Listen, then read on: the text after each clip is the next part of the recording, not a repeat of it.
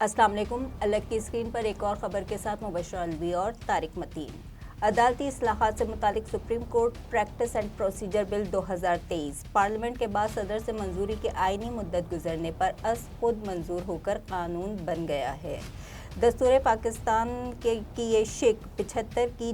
अच्छा मुबशरा, मुझे एक चीज़ बताइए, ये मैंने इंटरप्ट किया आपको, ये जो है ना दस्तूर पाकिस्तान की शिक 75 का फलाना 75 क्लॉज फलाना झैली शिक फलाना, बहुत मुश्किल बातें हैं।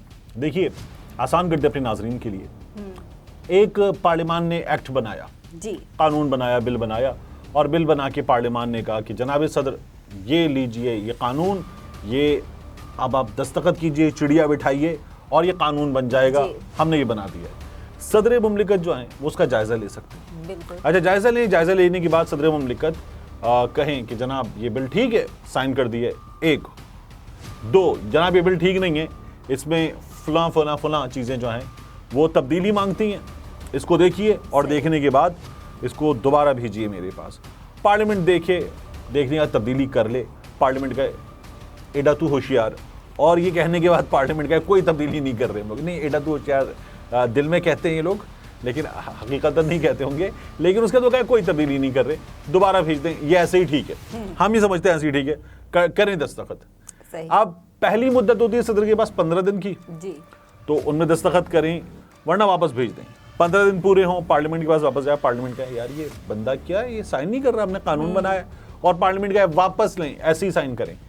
फिर 10 दिन की मुद्दत होती है। 10 दिन की मुद्दत गुजर गई, सदर ने दस्तखत नहीं किए और कहा मैं ठीक नहीं समझता, जैसा कि इस बिल में हुआ, ये मैं ठीक नहीं समझता, लेकिन अब फर्क नहीं पड़ता, अब ये कानून बन गया, ये है मामला, तो कानून तो बन जाता है। अब लोग कहते हैं यार ये फिर सदर है किस काम का, मतलब ये फिर इतनी बड़ी प्रेसिडेंसी, इतनी बड़ी फौज मुलाजमीन की, उसके साथ काम करने वाले लोगों की, तो सदर है किस काम का। पहले तो चलें सदर के पास 58(2)B होती थी, इख्तियार होता था कि वो तोड़ दे, हुकूमत को घर भेज दे, लेकिन यार एक आदमी एक पूरे मुल्क के मुंतखब नुमाइंदों को, अवाम के शऊर को, वोट को ऐसे लपेट के कर निकलो यहाँ से, ये तो नहीं हो सकता। तो 58(2)B जो थी वो ख़त्म हो गई, और ये जो इख्तियार था सदर का ये ले लिया गया कि यार ये तो कुछ ज़्यादा ही ताकत दे दी गई है। सदर लगारी ने बड़ा इस्तेमाल किया था 58(2)B का। हाँ, 58(2)B वो कहते थे। इसी तरह से जरदारी साहब ने ये सदर बने, उन्होंने पार्लियामान को ये ताकत जो है वापस दे दी और कहा जी जमहूरी दौर का आगाज़। अच्छा, ये चीज़ें हो गई। अब बात यह है कि मेरा ये ख्याल है कि पार्लियामेंट को इस सिलसिले में भी कुछ करना चाहिए, और पार्लियामेंट को ही करना चाहिए कि ये जो सदर है ये फिर है किस लिए, मतलब ये आपने लकड़ी का गुड्डा बिठाया हुआ है, ये कहेगा नहीं ठीक नहीं है, आप कहेंगे ठीक है बनाओ इसको, और उसके बाद वो कहेगा नहीं अब भी ठीक नहीं है, वो कहेंगे चलो यहाँ से हटो, हो गया कानून। मतलब कोई तो उसको हैसियत दे दे, वो दे दे मतलब वो किस लिए है, वो हलफ लेने के लिए है, वो किस लिए है, वो दस्तखत करने के लिए है, वो वाला दादा अब्बू है घर में बैठा हुआ बूढ़ा जिसको आप कहते हैं पैसे दें, वो कहते हैं नहीं है, वो कहते हैं वो खुद ही ले लूंगा, बैठे रहे आप और ले लेते हैं पैसे। मतलब इसलिए बैठाया हुआ आपने प्रेसिडेंट को, तो प्रेसिडेंट को कुछ इख्तियारात दें, पार्लियामेंट खुद तय कर ले, लेकिन इख्तियारात तो दे प्रेसिडेंट को। अच्छा, प्रेसिडेंट प्रेसिडेंट जो करेगा वजीर आज़म की मंजूरी से करेगा, बिल्कुल ठीक है, लेकिन भाई कहीं तो उसके पास इख्तियारात कोई, यानी कि आपने उसको पता है क्या, आपने उसको वो वाली माई बना के बिठा दिया, मैं नहीं करती ना कर, हो गया, मतलब आपने उसको वाली माई बना के बिठा दिया है, एक लड़ाका आदमी बना के बिठा दिया है, उसको कोई इख्तियारात देने तो दे दें, वरना फिर ये तकल्लुफ ही खत्म करें। ये तकल्लुफ किस लिए, एक अच्छा खासा बड़ा ओहदा, एक अच्छी खासी बड़ी प्रेसिडेंसी, मुलाजमीन की एक फौज, ऐवान सदर के अखराजात, और ये तकल्लुफ है, तो फिर ये तकल्लुफ ख़त्म किया जाए, बिल मंजूर करने का भी एक सिलसिला हो और वो मंजूर हो जाए, पार्लियामान करे, ये एक तो मजाक ख़त्म हो। दूसरा, ये जो कानून है ना, इस कानून के ज़रिए हुकूमत क्या कर रही है, एक चीफ जस्टिस के हाथ पांव बांध रही है, ठीक है। अच्छा, इस पर भी बहस थी कि हाथ पांव कुछ ज़्यादा खुले हुए हैं, हमेशा से थी, लेकिन अब इस वक्त जो टाइमिंग है, जब ये टाइमिंग गलत है तो ये आपके इंटेंशंस को ही ख़राब कर देती है, कि जब ये तमाम बहस चल रही है तब करना था आपको ये। एक ये प्रॉब्लम है इसमें। दूसरा इसमें प्रॉब्लम क्या है, दूसरा इसमें प्रॉब्लम यह है कि चीफ जस्टिस ऑफ पाकिस्तान जो हैं, उनसे इस वक्त ये सब कुछ करवाने का, और ये इसमें मज़ीद जो चीज़ें आई हैं, नवाज़ शरीफ साहब को अपील का हक मिल जाएगा इसके जरिए। अच्छा, नवाज शरीफ साहब वो कह रहे हैं नहीं जी, यूसुफ रजा गिलानी को भी मिल जाएगा, जहांगीर तरीन को भी मिल जाएगा, ढेरों लोगों को मिल जाएगा। लेकिन इस वक्त ये जो कानून साजी है, ये इन हालात में वो जो टेको सुबो सिंड्रोम वाले बाहर मियां नवाज शरीफ साहब बैठे हुए हैं, ये तो उनके लिए की गई है। तो ये जिन हालात में किया गया, अब एक और खदशा पैदा हो रहा है, वो ये है कि हो गया, कानून बन गया, एक्ट बन गया, सॉरी एक्ट बन गया।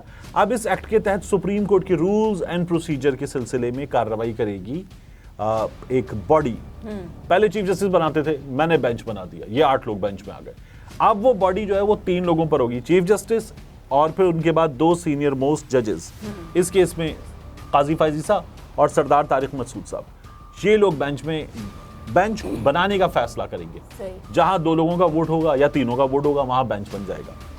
ठीक है, ये हो सकता था, लेकिन इस वक्त किस वक्त कर रहे हैं सर? यहाँ पे एक पॉइंट और भी है कि सुप्रीम कोर्ट एक पेशगी हुक्म में कह चुकी है कि इस बिल की मंजूरी या एक्ट बन जाने की सूरत में भी मौसर और काबिल अमल नहीं होगा। तो अब आप देखिए, ये इन्होंने किया ये था ना कि ये इस वक्त जब ये सब कुछ हो रहा है, काजी फायजीसा साहब फैसला दे रहे हैं, पार्लियामान यहाँ से अमल कर रही है, पार्लियामान यहाँ से जो कर रही है, काजी फायजीसा साहब उसको और आगे बढ़ा रहे हैं, तो सारी नीयत बदनीयती पर मबनी काम था। तो अदालत ने कहा इस वक्त आप ये जो कानून बना रहे हैं, या आपने बना भी दिया तो भी ये कानून बनने के बाद भी नाफिजुल अमल नहीं होगा ता हुक्म सानी। अब अदालत इस पर अगला फैसला करेगी। हमारे बाज़ दोस्त सहाफ़ी पता क्या कह रहे हैं, अब ये आज से बन गया है, ईद के बाद तो नया कट्टा, ईद के बाद तो नया झगड़ा, 2 सुप्रीम कोर्ट्स और एक बेंच बना देंगे, 2 जजेस मिलकर चीफ जस्टिस को दावत देंगे कि जनाब ये कानून बन चुका, ये तो आपने जो किया है गलत है। नहीं, कानून पे स्टे है और स्टे सुप्रीम कोर्ट का फैसला है, तो सुप्रीम कोर्ट का फैसला ये जो जजेस हैं ये नहीं बदल सकते, ये नहीं हो सकता। ये मेरी लीगल एक्सपर्ट से बात हुई, उनका ये कहना है कि ये नहीं हो सकता। यानी कि ये फैसला पत्थर पे लकीर है जो ताहुक्म सामने अदालत ने खुद कहा हम उसको देखेंगे, तो अदालत देखेगी। ठीक है, ये अभी कानून बनने के बावजूद भी नाफिजुल अमल नहीं है। एक तो ये काम हो गया। दूसरा, इसकी नीयत में मियां नवाज शरीफ साहब के लिए गुंजाइश निकालना शामिल है। तो मियां नवाज शरीफ साहब मफरूर हैं, अदालत बुला रही है और वो बाहर बैठे हुए हैं। हाँ। और फिर ये कि जब मेरे लिए कानून बदल दिया जाएगा तब आऊंगा, ये कौन सा तरीका है? ये गैर आईनी तरीका है। ये नून लीगी तरीका है, ठीक है ना, ये कानूनी नहीं है, ये नूनी तरीका है, कानूनी नहीं है। अब एक और चीज हो रही है, इसको तो लपेटते हैं, रैप अप करते हैं। हाँ जी, ख्वाजा आसिफ साहब जो हैं जी, वो एक नई शुरली लेकर आए। सही कहा। वो ये कह रही कि अगर सुप्रीम कोर्ट ने कह दिया मुज़ाकरात कर लो, तो मुज़ाकरात करेंगे 2018 से। अब इस वक्त मुज़ाकरात कर लो सुप्रीम कोर्ट कह रही है, यानी इमरान खान ने असम्बलियां तहलील कर दी, उस मामले पे कर लो, इलेक्शन कब करवाने, 1 दिन करवाने या 14 मई का हमारा फैसला है, उस पर कर लो अगर कर सकते हो। वो कह रहे नहीं जी, मुज़ाकरात करेंगे 2018 से। अच्छा, 2018 से मुज़ाकरात करने, क्यों? क्योंकि आप ये कहते हैं 2018 में इमरान खान को लाया गया, वो जीता नहीं था। एक तो इस वक्त जो स्क्रीन पर अपने नाज़रीन को दिखा रहे हैं ना, ये समा न्यूज़ का उस वक्त का स्क्रीनशॉट है, रात कुछ 1:30 बजे के आसपास का। पीटीआई की 116 सीटें इसमें जी।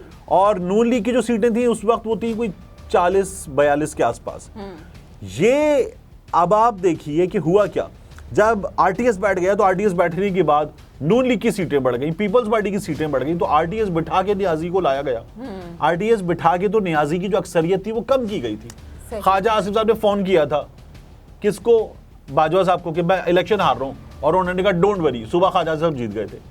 इसी तरह से राणा साहब हार गए थे, राणा साहब भी जीत गए थे, और बहुत से लोग हैं, डॉक्टर निसार चीमा ये भी जीत गए थे। तो ये काम दिखाया गया था आरटीएस बिठा के इनके हक में, ये तो बाकायदा सबूतों के साथ मौजूद है। सर वो 7 हल्के भी तो खोलने की बात कर रहे थे। देखिए, ये जो है ना पूरा बदनीयती पर मबनी काम था, कभी भी इसमें आगे नहीं बढ़े। चीफ जस्टिस इसलिए भी इस मामले में भी कहते हैं कि हमने जो फैसला दे दिया आप चैलेंज करते, सही, आपने कहीं चैलेंज नहीं किया, कुछ नहीं किया, आप अदालत में शामिल रहे, अब आप इस पर जो है वो रो रहे हैं। दूसरा जो ख्वाजा आसिफ साहब कह रहे हैं कि 2018 से करें, तो मैं तो कहता हूँ 80 से शुरू करें। बिल्कुल सही। अगर इमरान खान को लाया गया था तो मियां नवाज शरीफ का वजीर पैदा हुए थे, वजीर जंगलात पैदा हुए थे। नहीं, मियां नवाज शरीफ कहाँ से आए थे?